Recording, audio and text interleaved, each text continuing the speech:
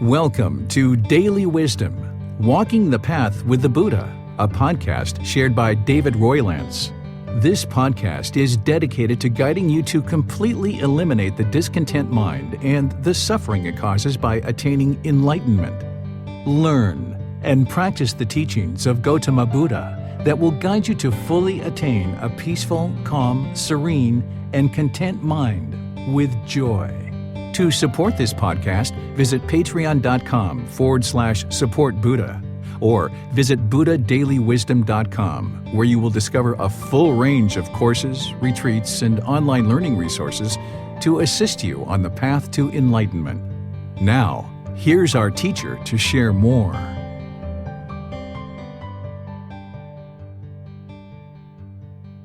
Sawadee Kap. Hello and welcome to Daily Wisdom, Walking the Path with the Buddha.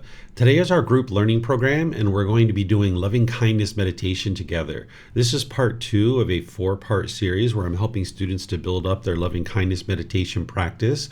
When we met last week, I actually taught loving kindness meditation thoroughly using the words of the Buddha and helping to guide you to understand why we do loving kindness meditation and how to do it. And then we actually did a session together. Today's class, we're just going to do a loving kindness session together, and then we're going to open up to any and all questions that you guys have after the meditation. So welcome to all of you, whether you're joining for the first time or you're joining regularly.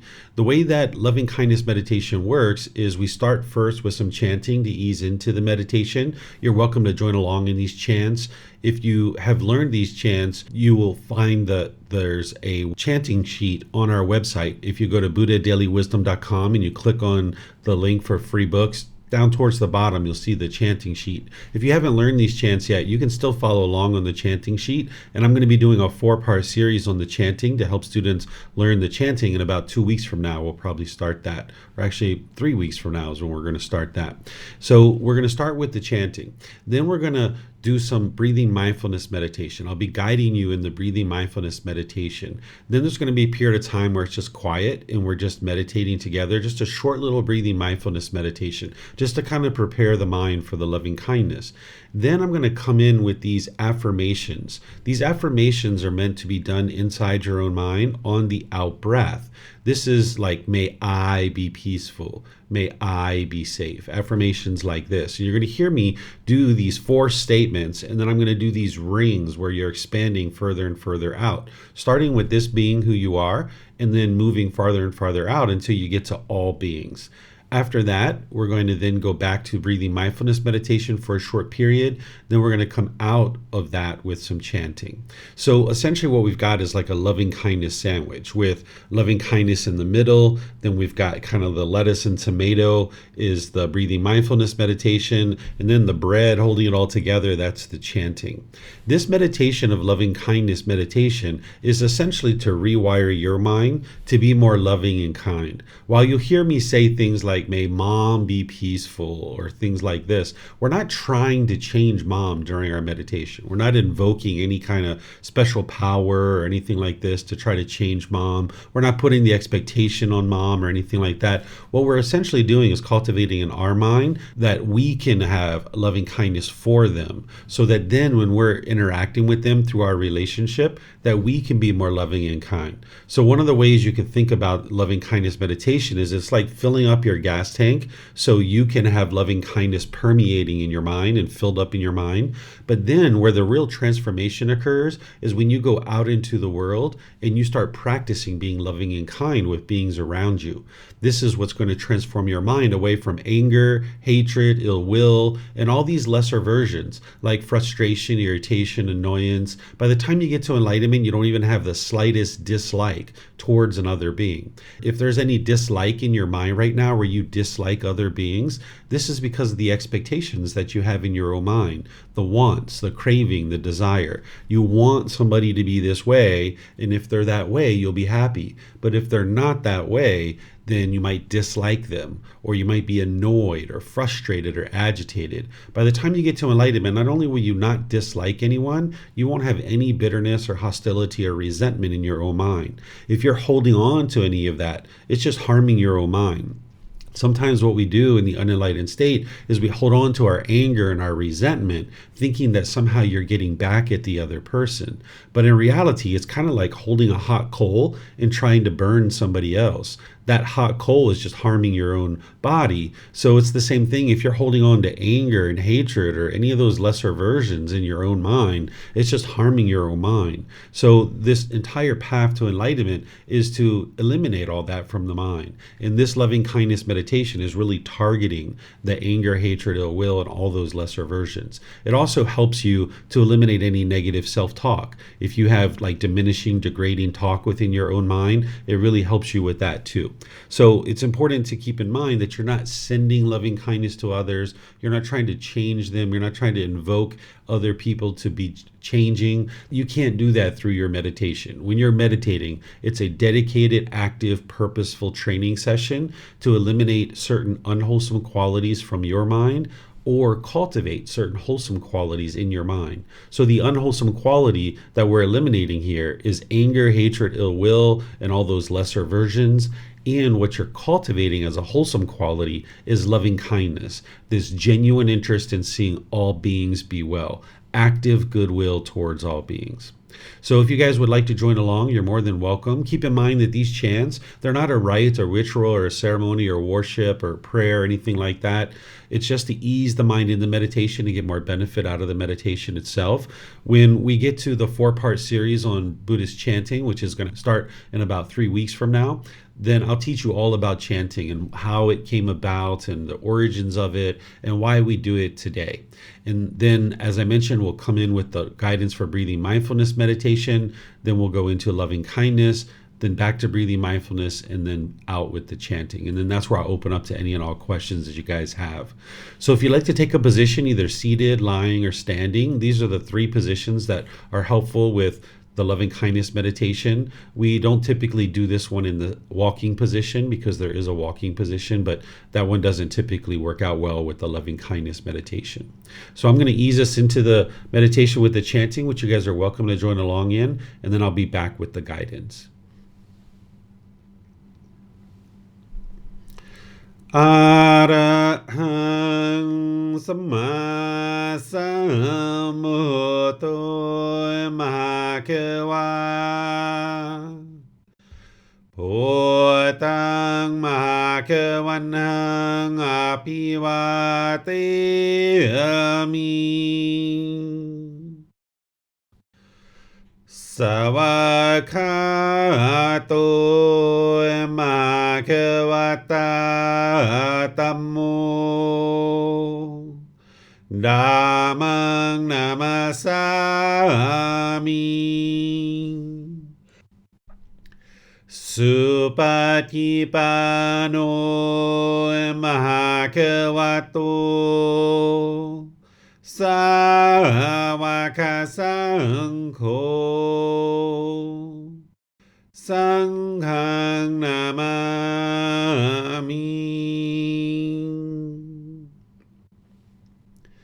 Namo Tassa Bhagavato Arahato Samma Sambuddhassa Namo Tassa Bhagavato Arahato Samma Sambuddhassa Namo Tassa Bhagavato Arahato Samma Sambuddhassa Iti piso Bhagava Arahang Samma Sambuddho Vicacaranang Sammuno Sakato Rokavitu Anutero Puri Dhamma sati sata tava manusanam Poto Bhagavati.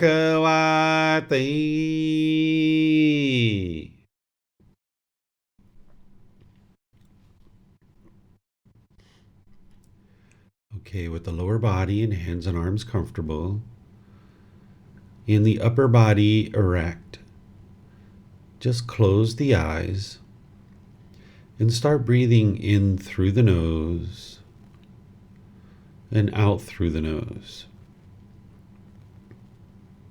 Here you're just looking to establish the breath, a nice, natural, steady, consistent breath. Not forced or controlled, just a gradual inhale through the nose, experiencing the full breath. And then whenever you're ready, exhale out through the nose. Breathing in and out.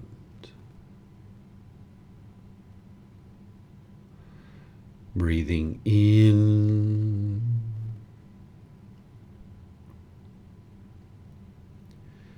and out. Your breath may not match up to the guidance that I'm providing, and that's okay. This is your practice. I'm just here for guidance.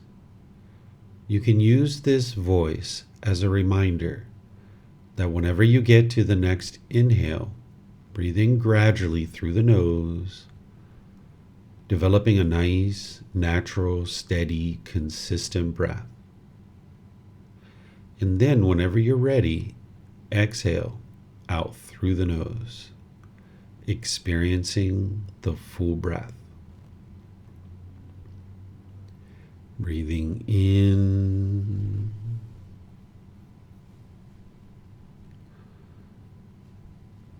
and out.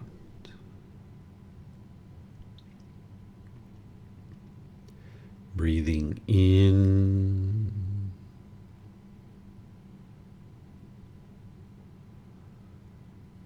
and out.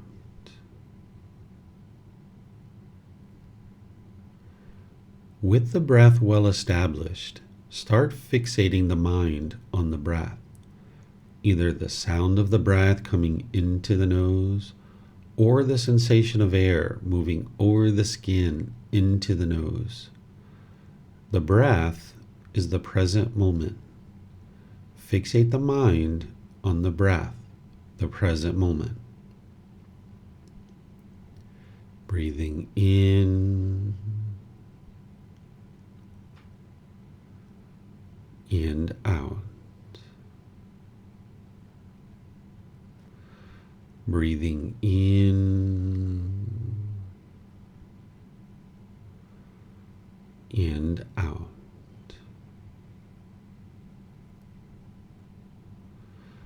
With the mind fixated on the breath, whenever you notice that it moves off the breath, cut that off, let it go, and come back to the breath, the present moment. No need to observe the thought, label it, judge it, analyze it, or even try to figure out where it's coming from. Whenever you notice that the mind is moved off the breath, cut that off, let it go, and come back to the breath, the present moment. Breathing in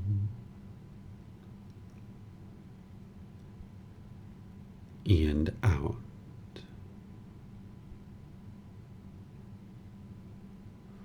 Breathing in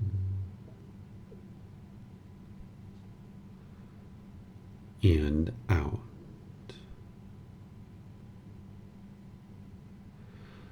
I'm going to be quiet now and let you do this work of focusing on the breath, cutting off and letting go, anytime the mind moves off the breath. Then I'll be back with more guidance on loving kindness meditation. You have nowhere to go. There's nothing to do. No one needs you right now. This is your time to focus on the breath. Breathing in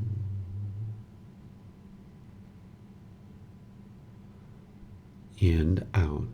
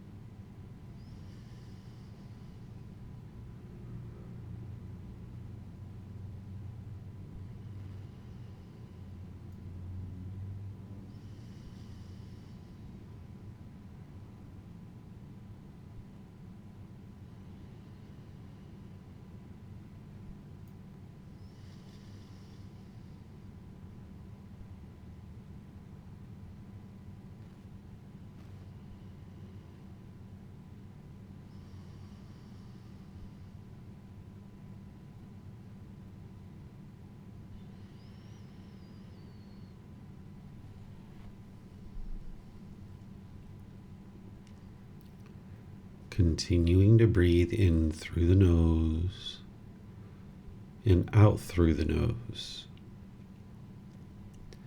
Repeat these affirmations in the mind on the out breath.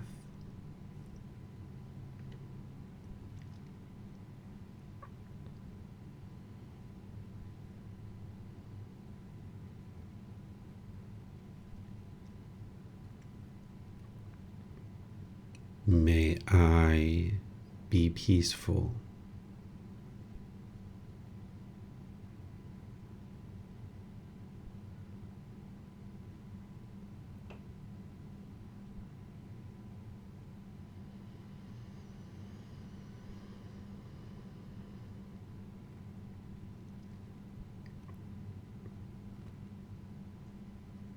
May I be safe.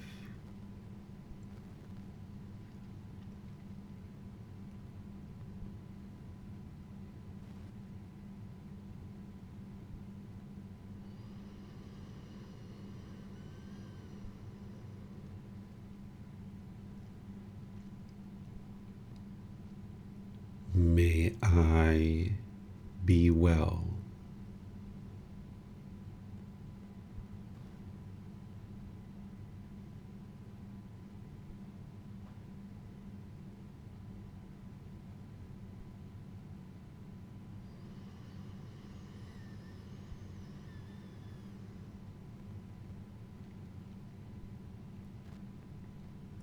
May I be free of all discontentedness in the suffering that it causes.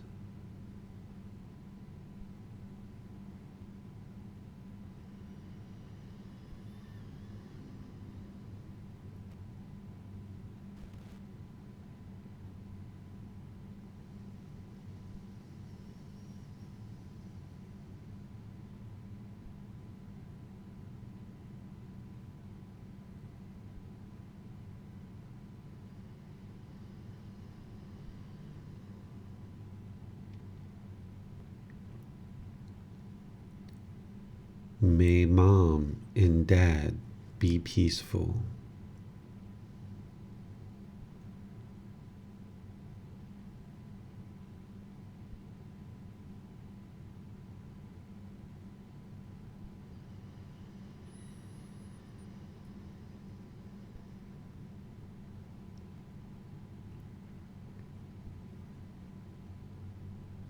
May they be safe.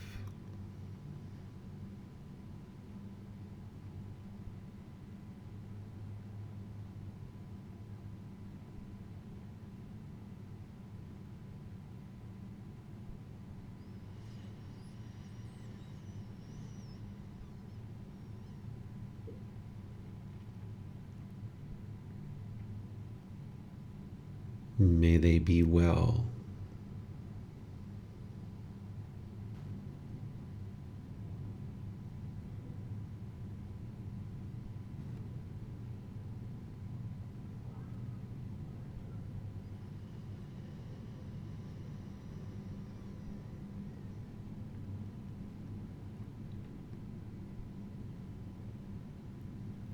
May they be free of all discontentedness in the suffering that it causes.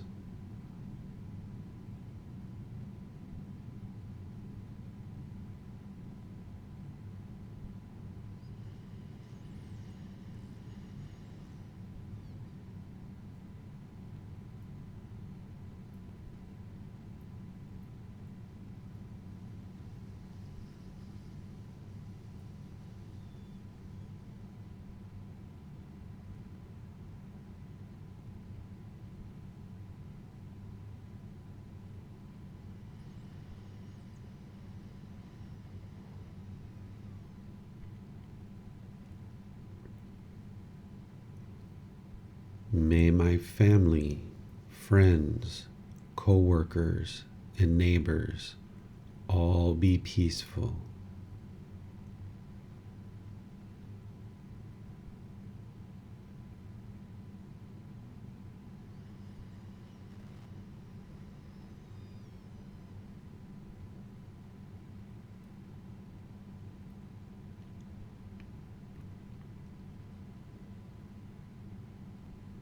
May they be safe.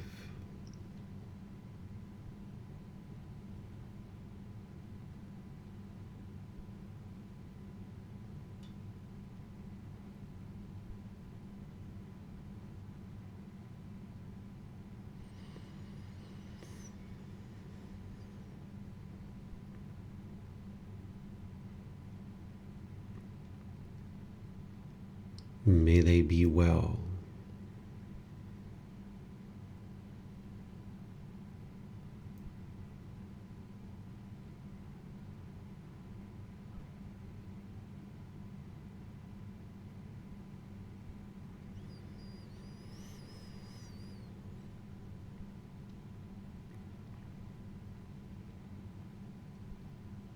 May they be free of all discontentedness in the suffering that it causes.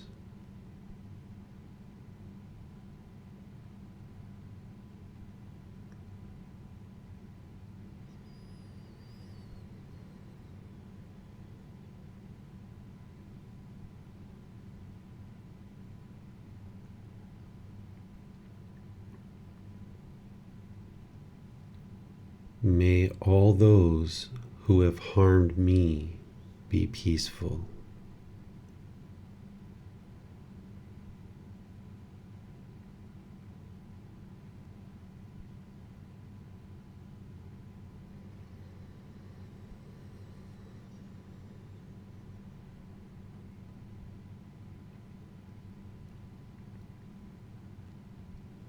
May they be safe.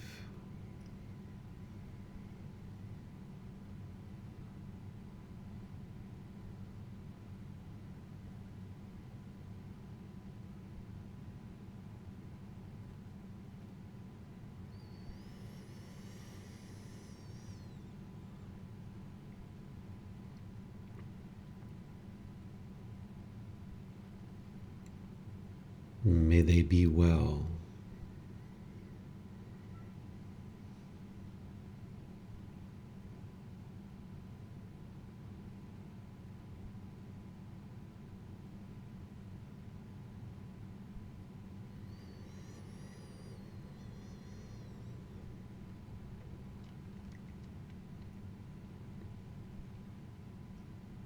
May they be free of all discontentedness in the suffering that it causes.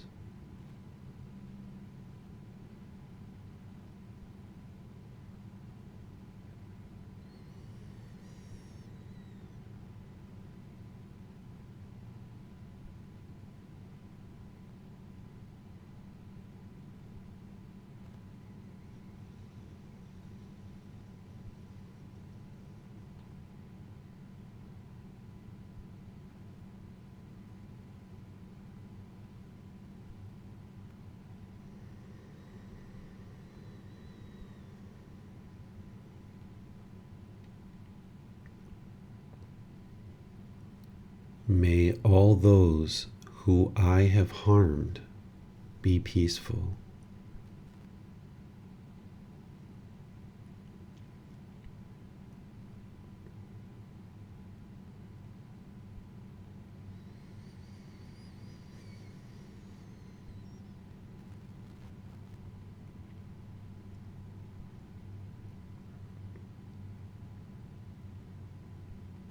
May they be safe.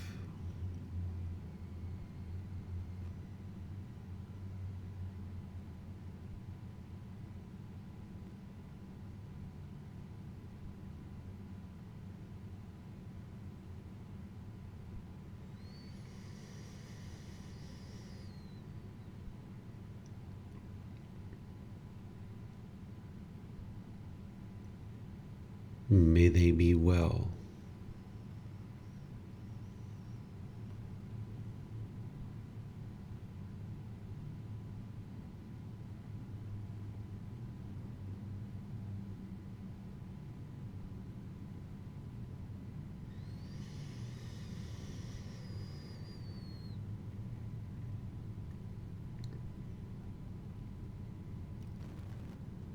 May they be free of all discontentedness in the suffering that it causes.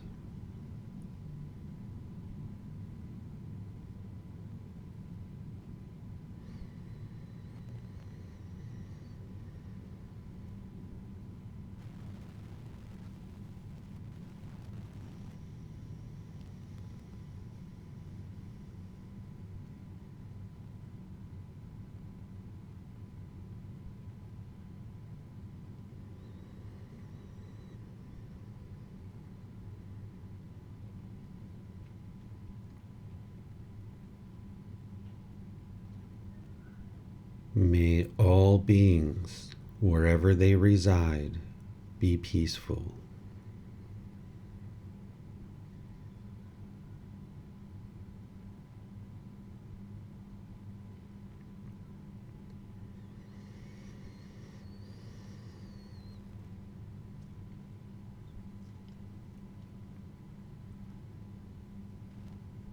May all beings be safe.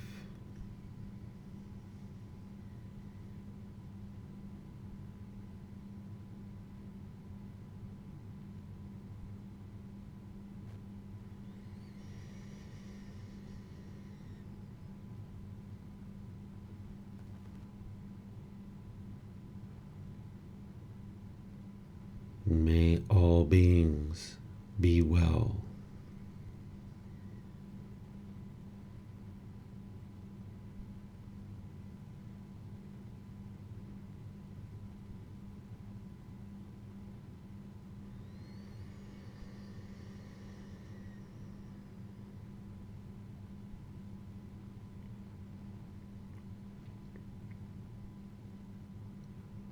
May all beings be free of discontentedness in the suffering that it causes.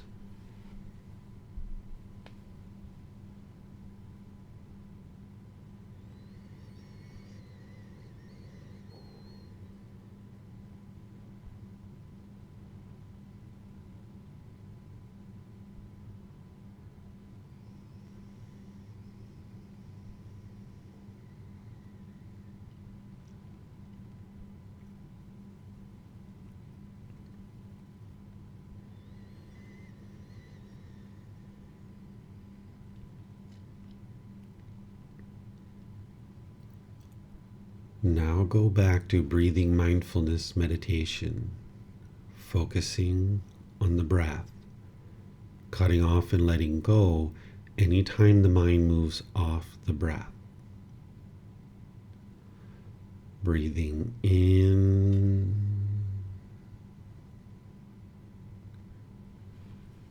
and out.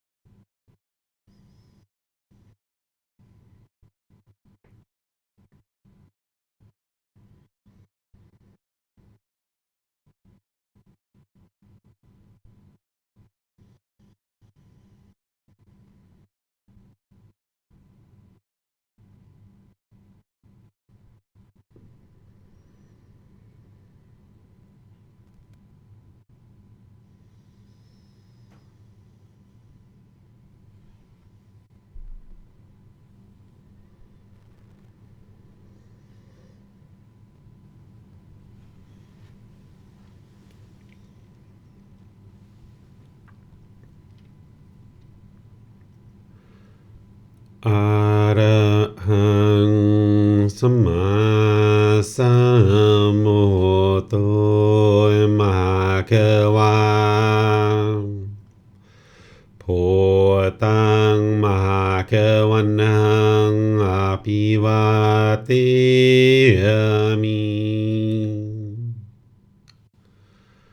Savakato Bhagavata Tammo Dhammang Namasami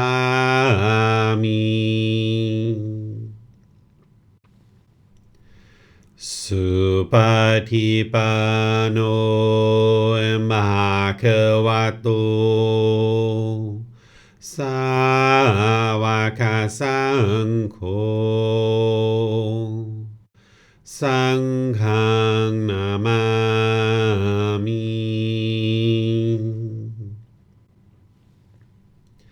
Namo Rasa Bhagavato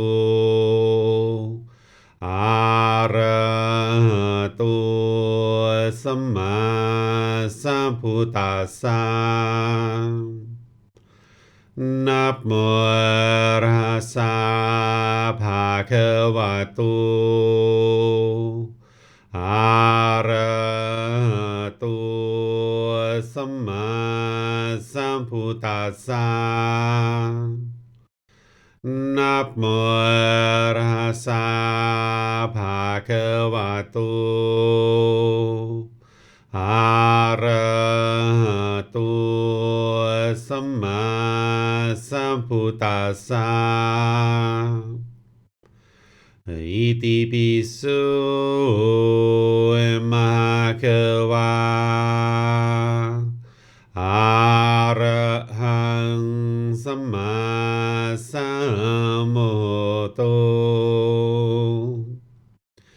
Vichacharanang Sammuno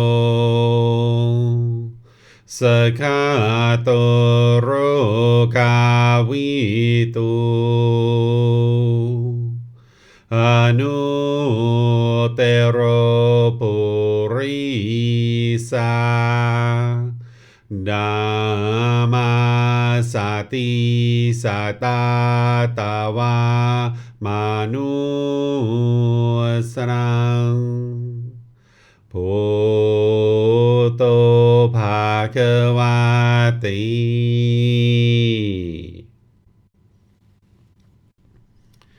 Okay, if you guys would like to slowly make your way out of meditation. Okay, so this was a loving kindness meditation session. And as I mentioned, this is designed to help you eliminate your anger, hatred, ill will, frustration, agitation, annoyance, even dislike towards other beings. The affirmations that I did here, it's because I'm guiding a group of people and I need to kind of do something that's more general that applies to everybody. But in order for you to really get the benefit out of this meditation, you're going to need to customize it for your specific needs. You're going to need to know individuals that you have anger and hatred and ill will towards so that you can include them into your meditation. So typically the way you do this is you start with I, meaning this being who you are. Then you move to like a ring or two of individuals that you currently have loving kindness for. Then you move to maybe a ring or two of people you're more neutral about, that you don't exactly hate them, but you don't exactly love them either. Maybe like a neighbor or coworkers or people like this. Then you go to a ring or two of people that you do have anger, hatred, and ill will towards. So if there's someone named Bob that you have anger towards, you would like to, in your meditation, may Bob be peaceful. And now if you'd like to visualize Bob and think about Bob in your mind as you're doing that, you can do that. And then may Bob be safe, be well, and be free of discontentedness. This could be an individual who's currently in your life. This could be an individual who's long in your past and you'll never see them again. It could even be someone who's dead.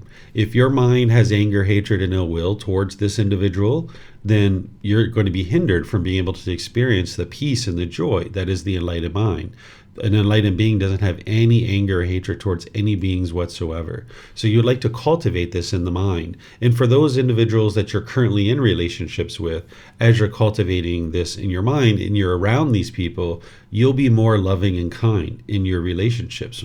And the Eightfold Path is teaching you how to do that through right speech, right action, and right livelihood. You're able to learn how to be more loving and kind through your intentions, your speech, and your actions. And now you'll see more and more over a period of time that you can transform your mind and you can transform your relationships, getting to a point where all your relationships are harmonious.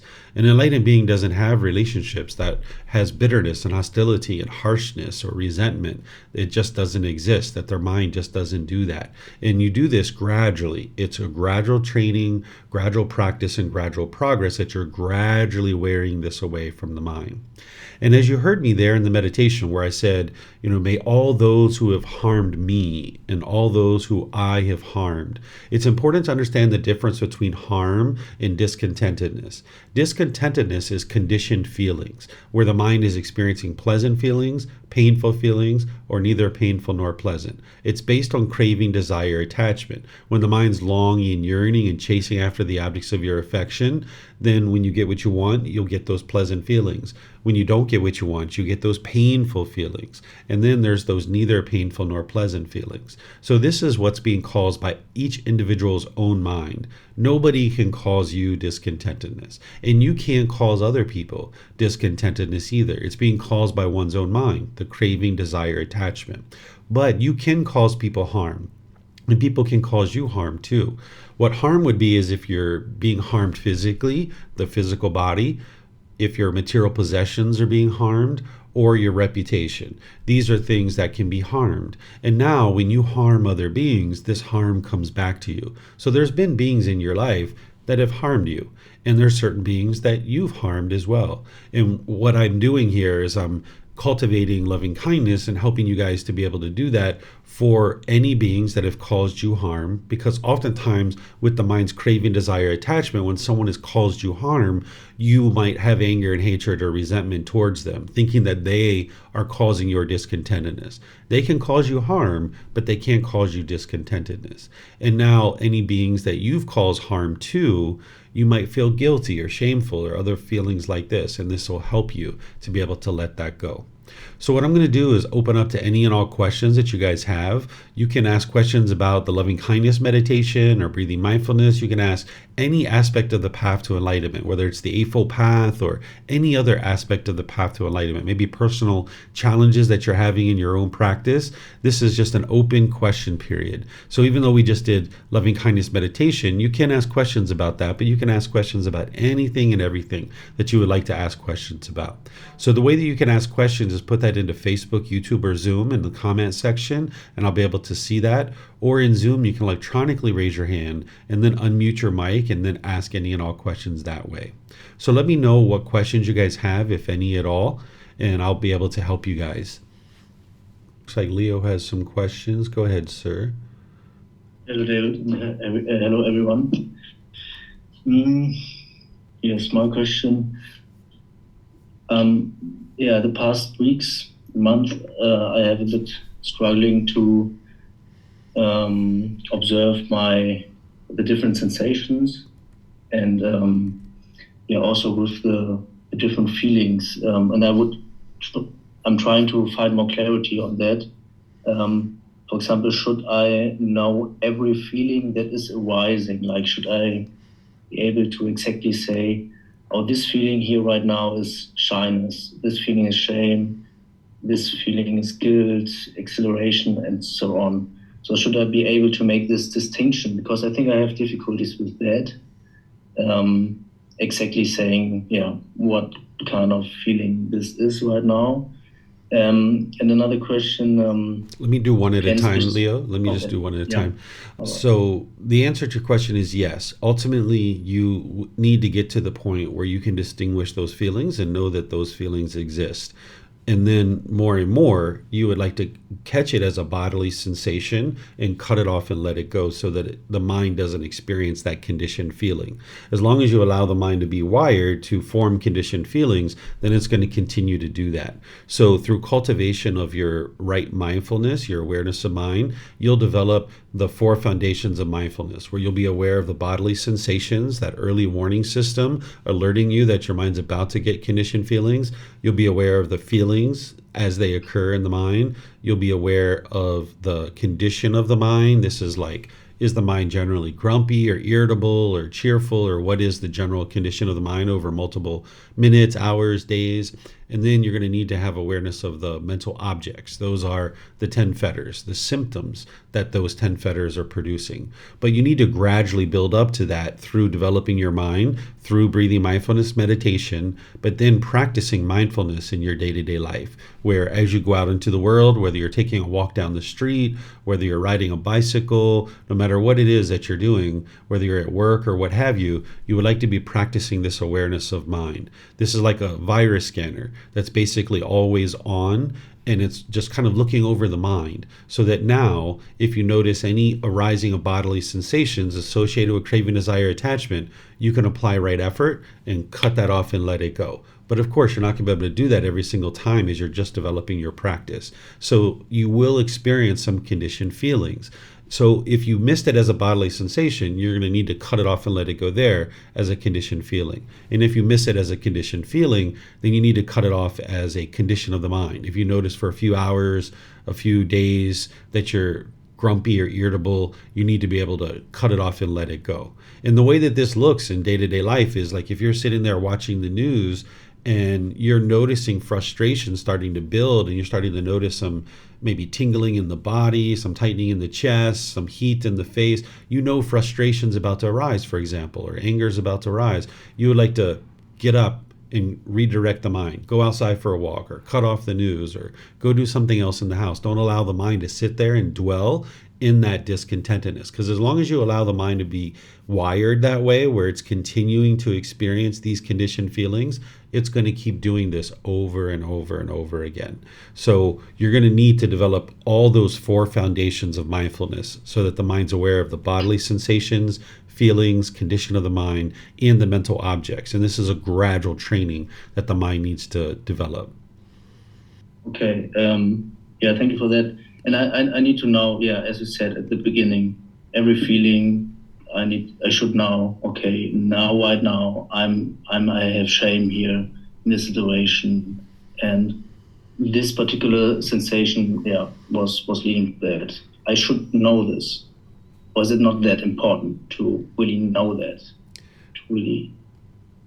Yeah, it's very important for you to know that. You need to be able to develop that, but don't put pressure on yourself to know that today, right? Because you've been learning with me, I don't know, maybe 6 months or so, but don't put pressure on yourself to know that today, because everybody develops at different pace. Some people have this awareness even before they start studying with me. Some people, it can take multiple months or even years for them to develop it. It just depends on how much pollution is in the mind, how dedicated and diligent they are to their practice, how much they develop breathing mindfulness meditation in their mindfulness in day-to-day life.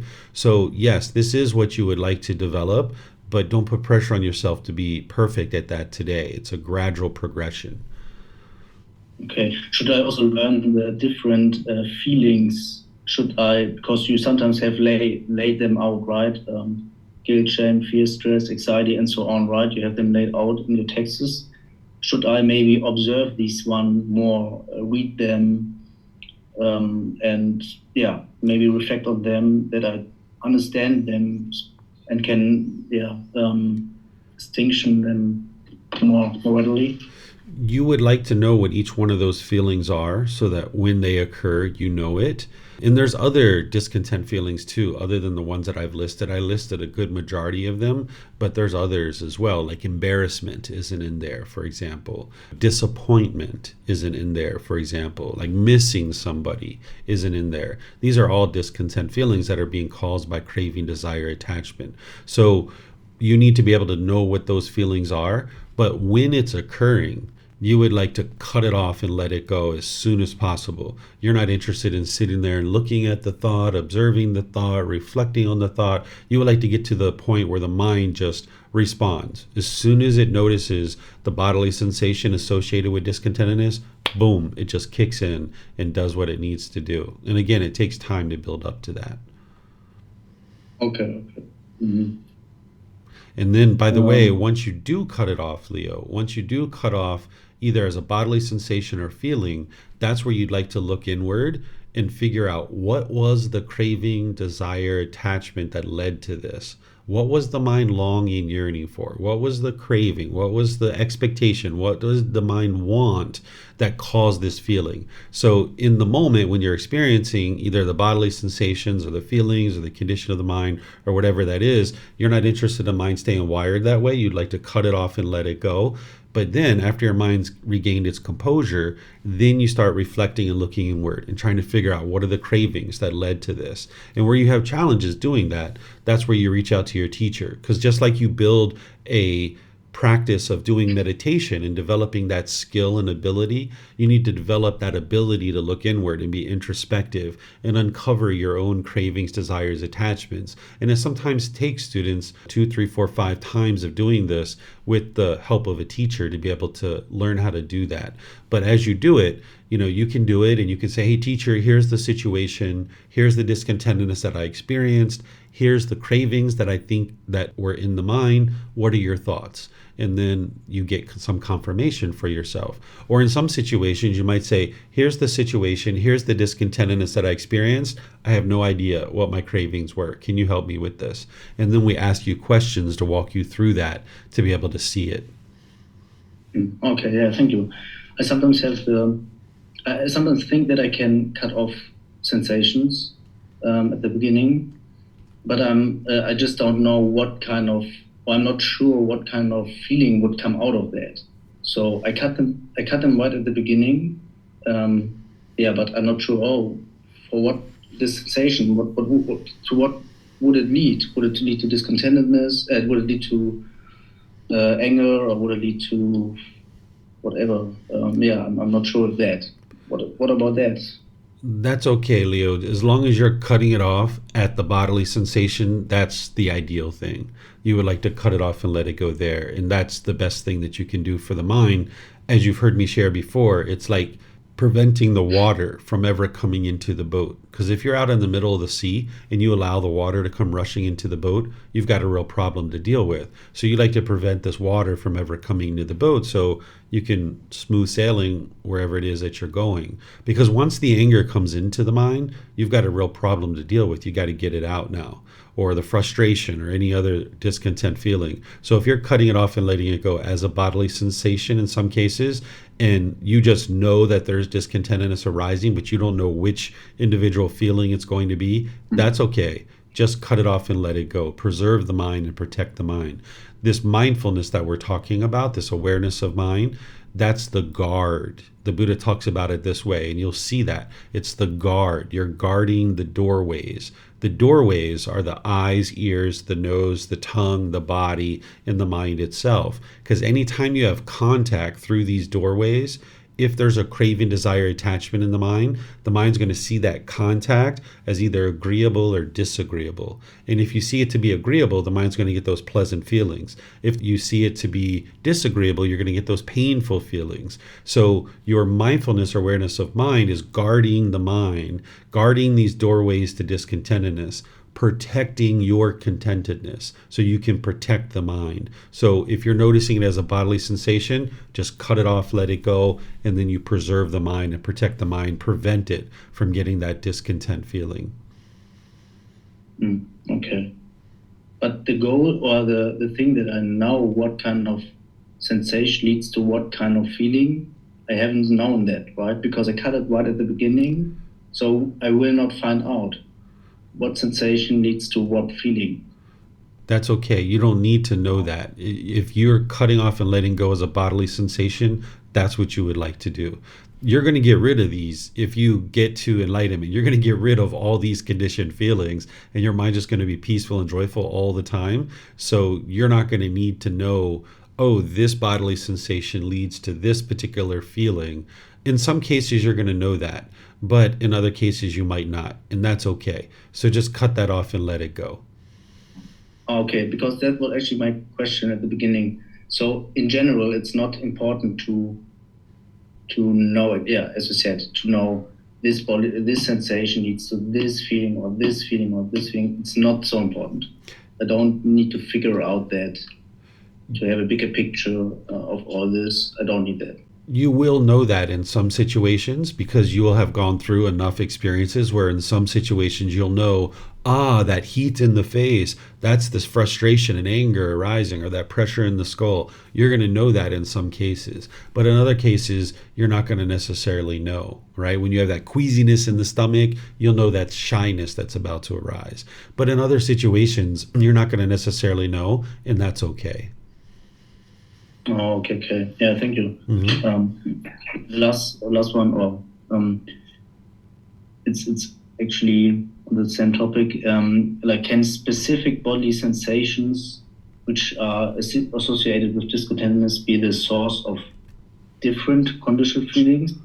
For example, pressure in the skull, for example, tells me, oh, there comes anger, frustration, but there could be, or could also be boredom or shyness. Is this also like, you know what I might mean? One body sensation refers to many different feelings, maybe? Yeah, there's that potential where you could have like pressure in the skull that's leading to anger and frustration in some cases. In some cases, maybe there's stress and anxiety. So one particular bodily sensation could lead to a different conditioned feeling. Typically, there isn't just one bodily sensation, though. There's usually a combination of them. And you can get to the point where you know, like, oh my goodness, the mind almost got anxiety, because you'll know and be able to see the combination of those bodily sensations. But that's not the ultimate goal of this path, is to figure out which bodily sensation is associated with which conditioned feeling. The ultimate goal is to eliminate the conditioned feelings. So that's why if you're noticing it as a bodily sensation and cutting it off there, good, you're done. Move on. Oh, perfect. Okay. Also would like to know, is it helpful to have a mindset to be neutral or emotionless in every situation? Maybe not the right word, emotionless, but maybe you know what I mean. Being just calm, neutral, maybe emotionless. What do you think about this? Yeah, the best way to describe it, I wouldn't use emotionless, but even though when we associate and talk about emotions, those are conditioned feelings. You're not experiencing conditioned feelings any longer in any particular situation, but I wouldn't describe it as emotionless, because people have a certain impression of that's not what we're actually experiencing in the enlightened mental state. You're getting to the point where your mind is stable, steady, it's calm, it's unaffected. It doesn't matter what happens. Someone could call you up on the phone and say, hey, your mom has just died. She walked out in front of a car and whack, she got killed. And you would say, okay, I understand. That's really unfortunate, or whatever you're going to say. And you're going to just start making decisions to be able to move to the next step, whether that's informing family members or planning a funeral. You're not going to be upset. You're not going to be frustrated or angry or lonely or missing mom. You would be completely comfortable with that. And this is where you can see more and more clearly that it's not love that's causing the sorrow and the sadness and the grief. It's the craving, desire, attachment. So this is how you would be able to get to each individual situation where your mind's steady, stable, and unshakable. It's equanimous, where the mind is calm and composed, even in difficult situations. Okay. Thank you. Mm-hmm. And the really last question now. What are the aggregates of a being of the other three realms, like afflicted spirits, heavenly realm, the realm, and hell realm? What are their aggregates? They have all the five aggregates except one. They don't have the form aggregate. They have feelings, they have perceptions, volitional formations, which are choices and decisions, and they have a consciousness, but they don't have the physical form. So they don't meet the criteria of a living being. Although they are in existence, they aren't the criteria of a living being. So this is why, like, you can't kill a formless being. You can't kill a heavenly being. You can't kill a afflicted spirit. You can't kill a hell being. So that's why the Buddha teaches you the five aggregates, because anytime you're causing harm to a living being, this harm is going to come back to you. So that's why one of the reasons why you need to know the five aggregates, so that you don't cause any harm to any living beings. But these beings in the other realms, you can't cause harm to them in terms of their physical form. So they don't meet the criteria of a living being, but they are in existence. Okay, thank you, David. You're welcome. It looks like Paul has a question. Go ahead, sir. Hi, David. My question is, I've been meditating for many, many years, starting as much as 40 years ago with TM, and then, more recently, One Giant Mind, and now your method. And I feel disappointed that I'm not really seem to be progressing. I almost feel like I'm either doing it wrong, or B, incapable. Like, I know it sounds crazy, but I think that maybe it's not possible for me, because it's not from lack of trying. I've been very diligent in everything I've tried. And sort of, for instance, with TM, I started when I was young and then stopped, but came back to it years later and tried very hard to reap the benefits of meditation, and to be a happier or more comfortable person. But it just doesn't seem to ever work, and I have these feelings of disappointment and thoughts that I'm not doing it right, and so on. How would you respond to something like that? Yeah, this is common for people who haven't been studying with the original words of the Buddha, because those other things that you're talking about, it's not based in the true teachings of the Buddha. So if you're not learning and developing based on the true teachings, then the mind's not getting the wisdom that it needs in order to be able to train itself. So I've met people that have come to the temple here in Chiang Mai that they've sat down in my class, and I just kind of like to get to know people who are coming to learn with me. And I'll say, hi, how are you? Where are you from? These kinds of things, and get a little bit about their backstory. And I've had people come say that they've been in the Buddhist community for 30 years. And they were even a monk for 15 years. They were maybe like a Zen monk or something like this. And I am interested to help this person, because obviously they're not enlightened yet. They're still coming to the temple to learn. So I will ask them a simple question just to kind of figure out where they are in their development and their practice. And I will say things like, what causes anger? And they will say, oh, that's so difficult. That's such a hard question to answer. This is something that I teach students the very first day that they start learning with me, because you need to know what's causing these feelings in order to actually eliminate them. But here's somebody, and I don't know how long you've been involved in doing these kinds of things, but this particular individual and countless other people that have come to study with me, they're not learning with the original words of the Buddha. And because of that, they don't even know, in some cases, the very first thing, which is what's causing anger. And you could never make any progress on the path to enlightenment without knowing the true teachings of the Buddha. So now what I share is based in the original words of the Buddha. And while it's challenging to imagine, in a lot of respects, you're going to need to start from beginning and just really build up your practice slowly but surely. You seem like a pretty humble guy, and that's what is needed to be able to realize, like, hey, whatever I've done before has led me to where I am today. And maybe there was a certain amount of benefit there that you did experience to a certain degree, and you are where you are today in your practice. But now it's your opportunity to learn the actual true teachings based on the original words. And this is where you'll see continuous and significant improvement, because students who become really dedicated and diligent in their study and practice with the true teachings of the Buddha, I've seen some students that have seen progress in short as 2 days. This is because of the original words of the Buddha, and his teachings are immediately effective. So I'm not sure how long you've been studying or what you've digested from the content that I've shared, but what I'm sharing with you is based on the original words of the Buddha. It will lead to enlightenment, and it's just a matter of a student learning it close enough and practicing it close enough for them to be able to see those same results. Yeah, I've only really started a couple of months now in your teaching, and so it's early days, but still, it's not day. It's months. It's been a couple of months, and I just don't. I have that same feeling that I'm not really progressing, as though either A, I'm not doing it right, or B, I'm for some reason I'm not responding to it as a typical person would. The other thing I wanted to mention is I'm not on board yet with reincarnation. That's a big obstacle for me in what I've read.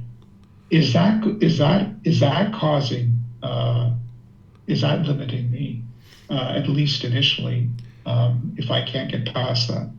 That's not going to cause you hindrance in terms of making progress with the condition of your mind and your life.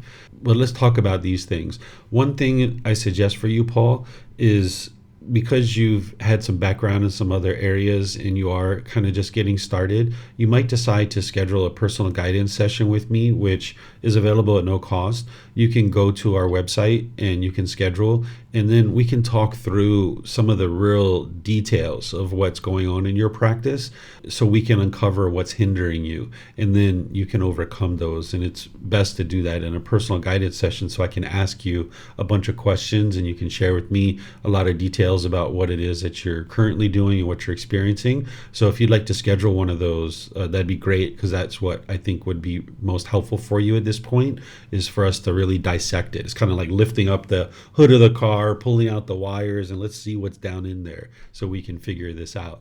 And there's something that's going on. It's maybe multiple things that's hindering you. So I can help you to figure that out and then give you the solutions to be able to solve that.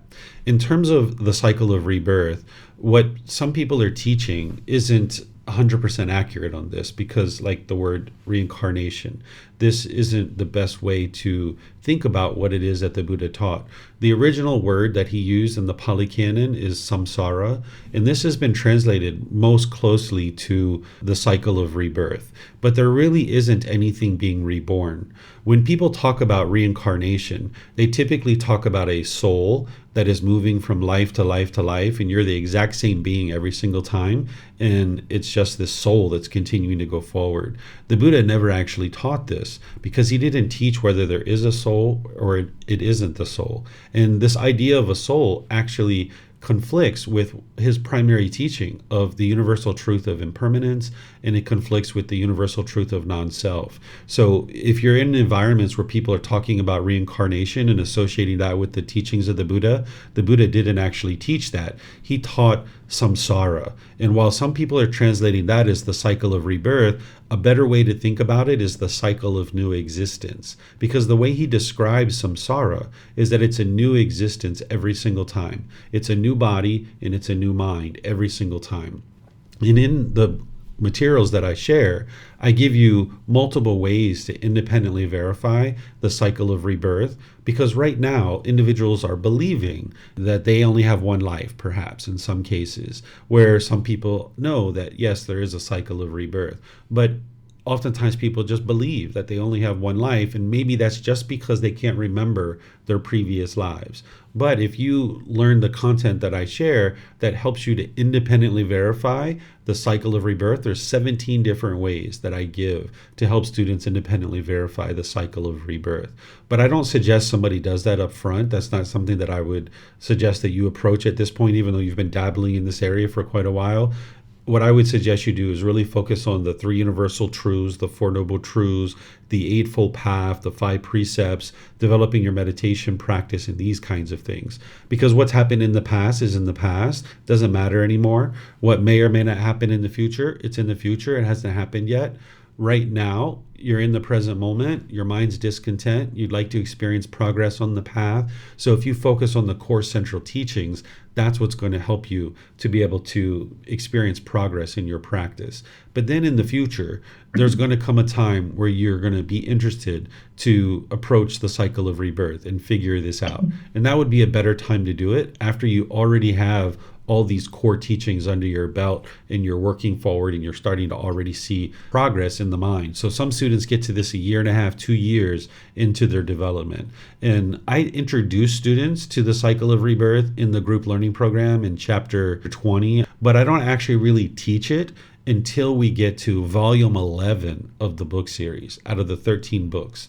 And it's volume 11 for a reason, because it's not really something you need to know right up front. But that is part of the underlying teachings, but you're never interested in believing in the cycle of rebirth. But instead, you'll be able to independently verify when you get to that point in your practice. And so that in the meantime, not being on board with it, let's just say, is not preventing me from progressing. No, in the short term, like until we get to that point. No. As a matter of fact, is it possible to just not even have to go there and still be benefiting from the meditation and the teachings? Yes, that's true. You can completely set aside the cycle of rebirth, postpone it, put it on the back burner, don't even look at it. You're going to hear it referenced here and there as part of the teachings. Like when we talk about enlightenment, we say, okay, you can attain enlightenment in this life or at death. And if you attain enlightenment, you won't be reborn. Okay, you just note that. Like, okay, I understand. That's what's being taught. But you haven't really approached the cycle of rebirth to be able to independently verify that aspect of the teachings yet. So you just set it aside, put it on the back burner, focus on the core teachings, training your mind, and then that's going to be creating all the progress in your mind and in your life. And then at some point in the future, when you've got all your arms around all these core teachings and you're seeing all this progress, and you've already got these other things really well understood and under practice, now it's like, all right, well, what's next? What should I learn? And that's where there might come a time where you're ready to start looking at the cycle of rebirth. For the average student, that's at least a year and a half, 2 years after they start learning with me. And that's the best time to really approach it. But it could even be beyond that for some people. Okay, that's fine. I'll schedule a one-on-one. So we can talk in more detail then. Yeah. Thank you very much, David. Yeah, you're welcome. That would be ideal for you. Okay, let's see if we have any questions anywhere else. Okay, I'm not seeing any questions anywhere else. So what I'm going to do then is just end class by thanking all of you guys for joining. Thank you for your interest in learning and practicing the teachings of the Buddha. As you guys need help, you're welcome to reach out. There's 4 ways to get help. You can ask questions in the classes. You can post in our Facebook group. You can send a private message, or you can schedule personal guidance. These are the 4 ways that I make myself available so that you guys can get all the help that you need, because it's one thing learning in class and reading the books and all the other things that you're going to be having access to through the courses, retreats, and things like that. Learning online with me, watching the videos or the podcasts and things like that. But it's a whole other thing relating it to your specific life and figuring out how to integrate this into a particular challenge that you're experiencing. So you're going to need help on your journey to enlightenment. There's only one individual that could get to enlightenment by themselves without the help of teachers or guides, and that's an actual Buddha. Everybody else is going to need teachers and guides. And the last Buddha that the world's currently aware of existed over 2,500 years ago. So you're going to need help on this path. So feel free to reach out. I'm here to help all of you guys. On Sunday, we're going to be in chapter 2 of this book, Developing a Life Practice, The Path That Leads to Enlightenment. This is titled, Why Study Gautama Buddha's Teachings. You'll be able to see what I teach and what I share of why it's important to study the teachings of the Buddha in the book. But on Sunday, I'm going to do it more as a discussion where we're going to have an open discussion. People in Zoom will be able to interact with each other, get to know each other, because we'll be about 6 weeks into the group learning program at that point. And it's a great time to interact and get to know each other and have a really nice nice discussion that I'll lead the discussion, but it's more about hearing from you guys and why it is that you guys have chosen to study the teachings of the Buddha, because you'll understand why I chose to do this through the actual book. And I'll probably share a little bit of that during the class, but it's really a time for all of you guys to interact and talk with each other. So those of you guys that are in Facebook and YouTube, you guys can participate too by typing in your comment section. But if you'd like to come into Zoom, that's a great opportunity for you to do that. And then next Wednesday, we're going to be in part 3 of our 4-part series on loving kindness meditation. So you're welcome to join for that as well. So again, have a very lovely and wonderful rest of your day. Perhaps we'll see you guys in a future class. Be well and take care. Sawadee ka. Thank you for listening to this podcast. To provide support for this podcast, visit patreon.com/support Buddha.